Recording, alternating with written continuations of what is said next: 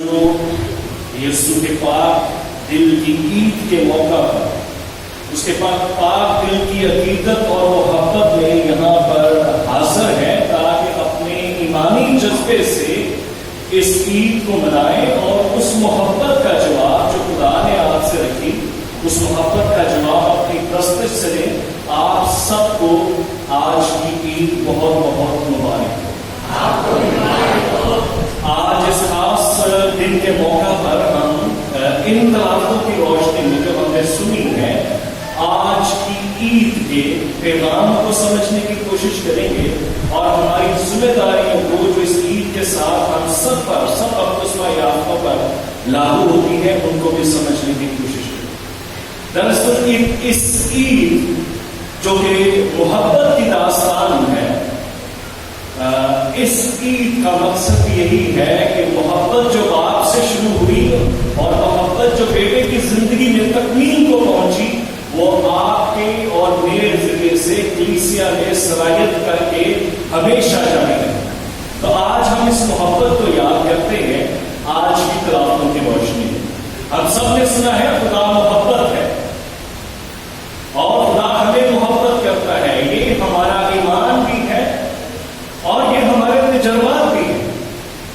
انہی تجربات سے کلام مقدس بھرا ہوا ہے۔ پرانا عہد نامہ جو ہے وہ خدا کی محبت کی داستانوں سے بھرا ہوا ہے اور نئے عہد نامے میں اناجیل میں خاص طور پر محبت کی تکمیل کے بارے میں سنتے ہیں اور پھر خطوط اور دوسرے جو کتابیں ہیں ان میں اس محبت کی گواہی کے بارے میں سنتے ہیں۔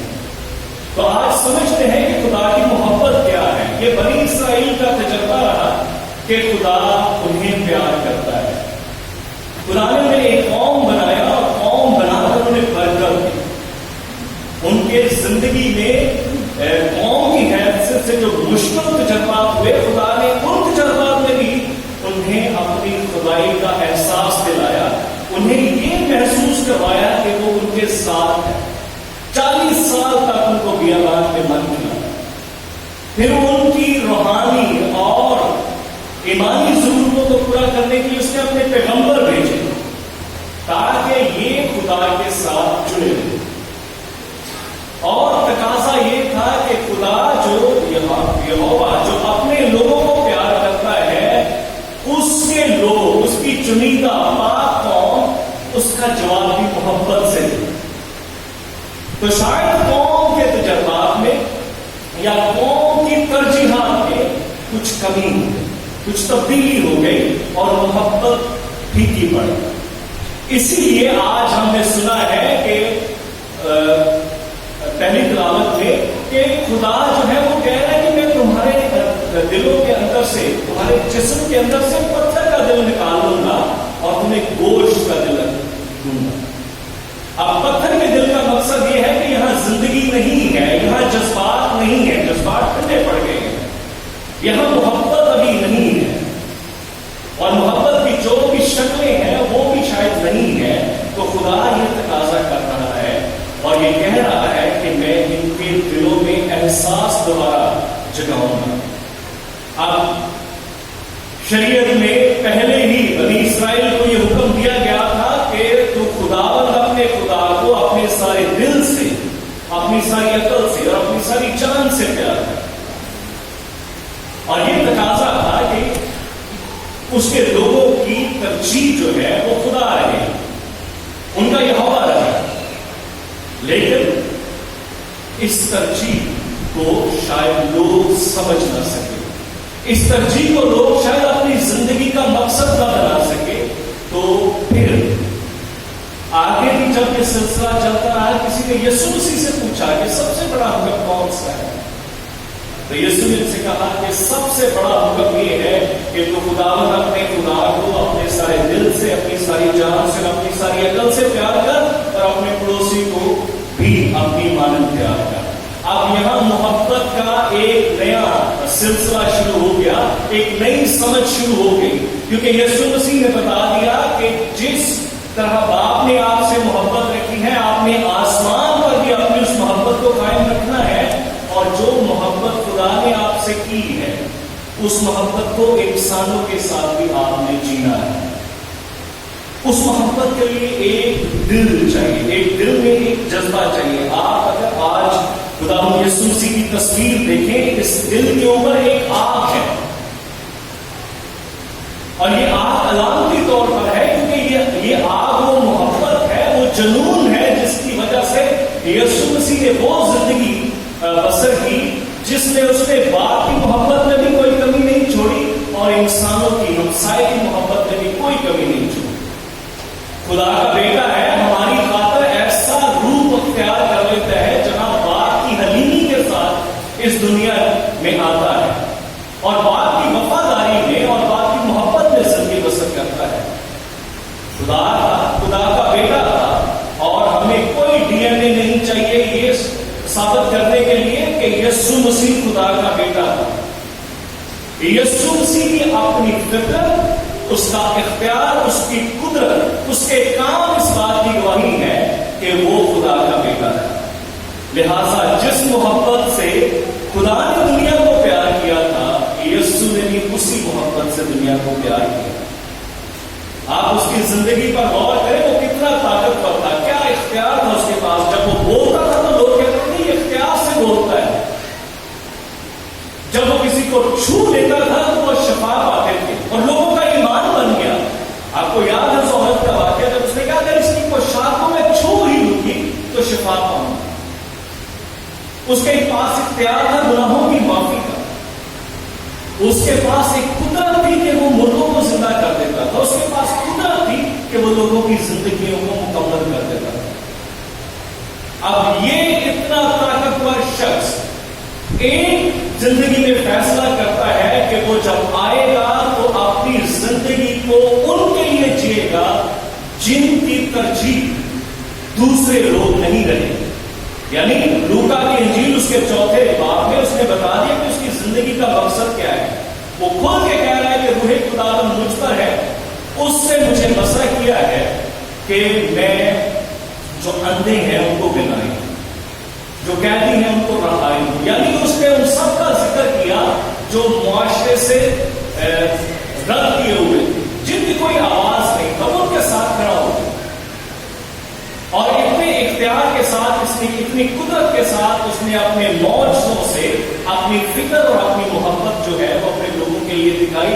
وہی فکر جو آج ہم نے پہلی تلاوت میں سنی ہے، جو خدا کہہ رہا ہے کہ میں اپنی بھیڑوں کو اکٹھا کروں گا اور ان کو چراگاہوں میں لے کر جاؤں گا.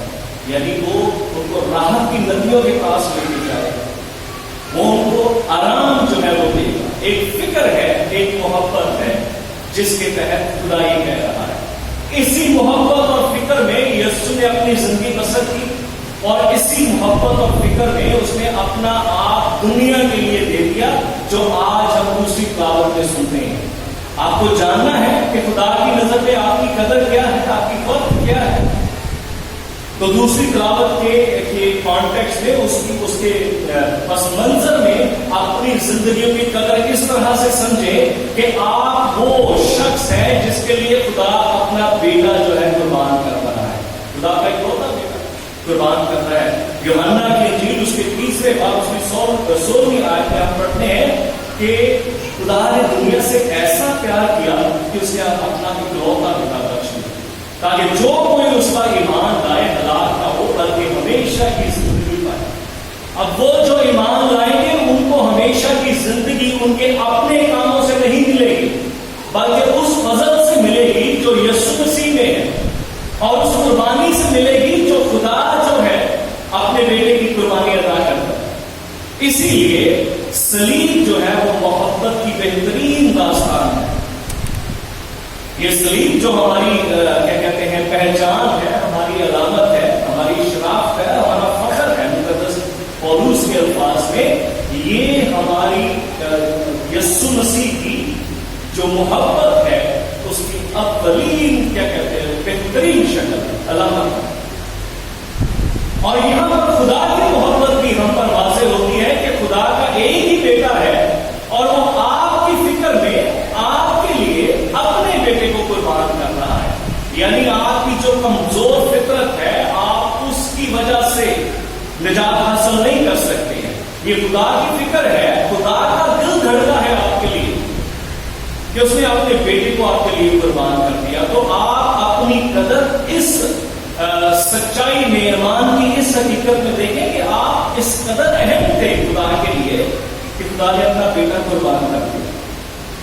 آپ جب بیٹے نے وہ جس باپ سے نکلا ہے، جس باپ کا وہ روح ہے، اگر باپ کی محبت میں کوئی کمی نہیں رہی تو بیٹے کی محبت میں بھی کوئی کمی نہیں۔ اس نے صلیب پر مرتے دم تک اپنے آپ کو باپ کی وفاداری میں دیا ہے۔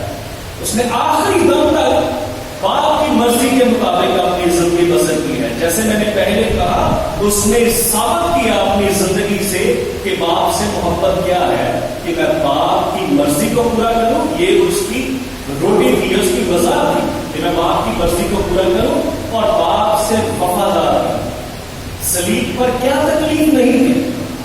جب ہم صلیب کو یاد کرتے ہیں اور اپنے بلاوے کو یاد کرتے ہیں، جو یسوع سے ہمیں بلاتے ہیں، جب وہ کہتے ہیں اگر کوئی میرا پیروکار کرنا چاہے وہ اپنے خود انکاری کرے، اپنی صلیب اٹھائے اور میرے پیچھے ہو۔ یسوع مسیح بڑے کھلے لفظوں میں آپ کو محبت کی لاج رکھنے کے لیے دعوت دے رہا ہے، اور کیونکہ یسوع مسیح نے خود صلیب میں یہ تجربہ کرنا تھا، صلیب صرف پہن کر اپنے آپ کو مسیحی ثابت کرنا یا دکھانا نہیں ہے، یہ صلیب کی اسی قربانی کو زندہ رکھنا ہے۔ صلیب پر سسکیاں ہیں یسوع مسیح کی، اس کی چیخوں پکار ہے، اس کی بے بسی ہے، اس کی ماں نیچے کھڑی ہے، وہ کچھ نہیں کر سکتی، وہ اوپر لڑکا ہوا وہ کچھ نہیں کر سکتا، ایک بے بسی کا عالم ہے۔ اس کا خون بہا ہے تاکہ آپ اور میں ہم بچ جائیں۔ آج ہم نے یہی سنا دوسری قرآن میں کہ خدا کی محبت اس بات سے ظاہر ہوتی ہے کہ اس نے اپنا بیٹا ہمارے لیے قربان کر دیا۔ آپ اس محبت کو جینا ہے۔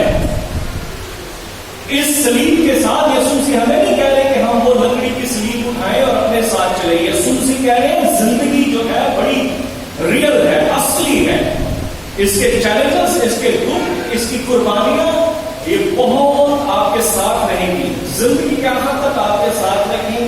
ان سب کے ساتھ محبت کو جینا ہے۔ جس طرح یسوع نے دکھ میں، تکلیف میں محبت کو کاملیت تک پہنچایا، ہم اپنی زندگی میں، ہماری زندگی میں کوئی پریشانی آئے، دکھ آئے، ہم نے خدا کی اور انسانوں کی محبت کو نہیں چھوڑی، کیونکہ یسوع مسیح ہمیں اپنی تعلیم سے یہ بتا دیتے ہیں کہ اگر آپ نے مجھ سے محبت کرنی ہے تو کیسے کرنی ہے۔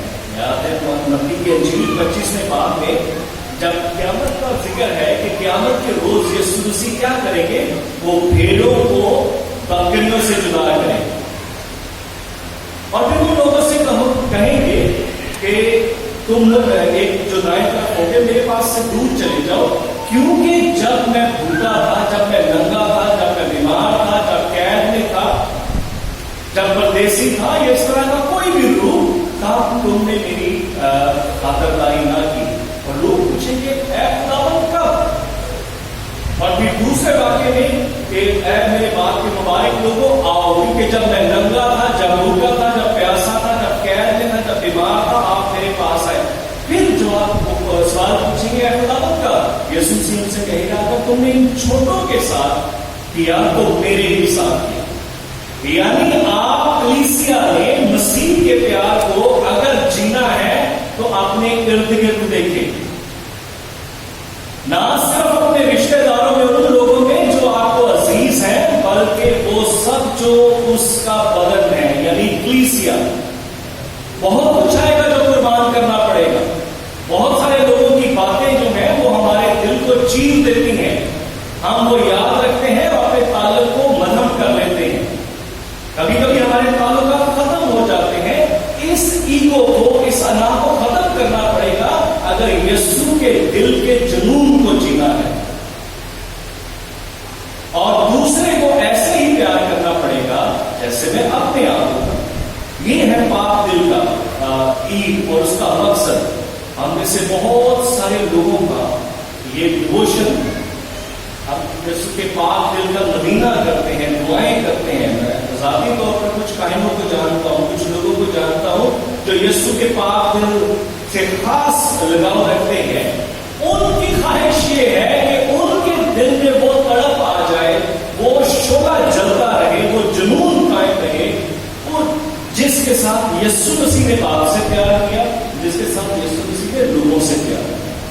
आज जब हम ईमान के साथ यहां पर आए हैं कि उस दिल को जो दुनिया के लिए धड़का था, उस दिल को जिसने दुनिया की मुसीबतों परेशानियों के लिए फिक्र की थी, आज उस दिल के जज्बे को अपने साथ लेकर चला, ताकि अपनी हैसियत में, अपने किरदार में, अपनी जगह पर जिस तरह से भी हम यीशु के दिल को जिंदा रख सकते हैं, उसकी मोहब्बत के शोले को भड़कता रख सकते हैं, अपनी अपनी हैसियत में, अपने अपने किरदार में ये जारी रखें। इसलिए मैंने शुरू में आपसे कहा, ये मोहब्बत की दास्तान की यादगार है, लेकिन साथ साथ एक जिम्मेदारी भी है।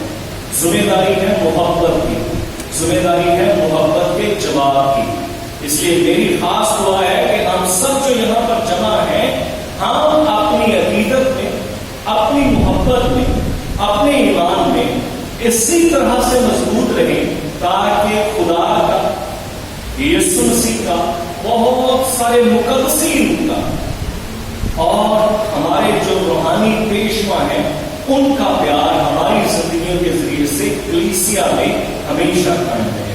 आमीन।